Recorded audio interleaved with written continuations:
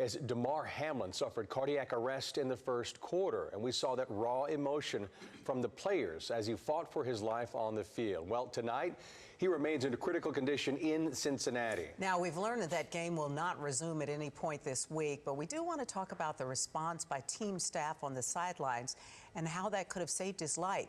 We're joined now by ABC 13's Greg Bailey. And Greg, you couldn't even hear a peep in that packed stadium. Nobody was breathing. So emotional, Mel. We do want to point out tonight, few places in the world where you could receive that level of care that quickly, what we saw last night. So while we all hope for the best possible outcome for Damar Hamlin, it is important tonight to take note of the doctors and the emergency crews that kept Hamlin alive on the field.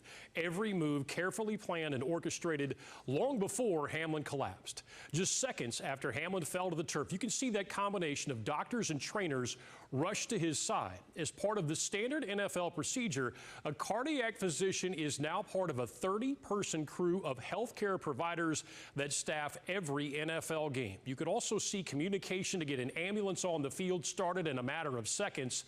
All of this part of the NFL's emergency action plan. The master plan at every game also includes a locally licensed emergency physician who is familiar with the local trauma center, in this case, of course, in Cincinnati. The emergency action plan, widely regarded as the standard in professional sports. The NFL confirms for us today 30 healthcare providers. It's the average at every NFL game. As we mentioned, every game staffed by a cardiac physician and EMTs. The response of the entire team is rehearsed every offseason. It's reviewed prior to every game. The planning does include a direct route to a medical center with trauma specialists. In a statement, Damar Hamlin's family thanked the public for all of their great support. They also singled out the dedicated first responders and healthcare professionals for their, quote, exceptional care.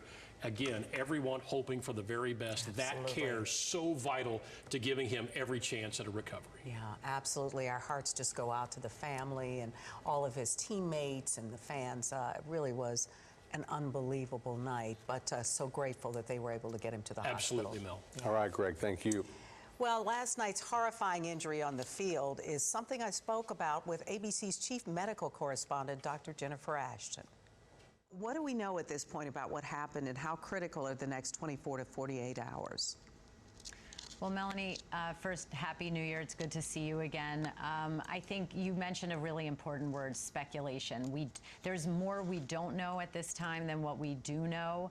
I think that the millions of people who were watching the game last night or have seen the video replay did see a hit to the chest and possibly then directly to the head or indirectly to the head. I mean, this is a tackle in the NFL, so we know what type of velocity and force are involved.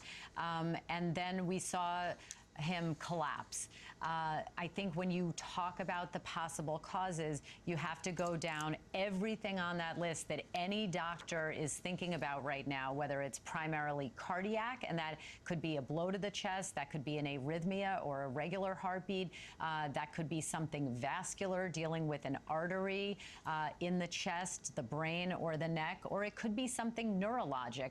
The bottom line is we don't know at this point. All we do know is that it resulted in sudden cardiac arrest, and CPR was then subsequently initiated on the field by the medical personnel. Well, Ashton says that Hamlin is being sedated, and it's part of a common practice after a cardiac episode like that.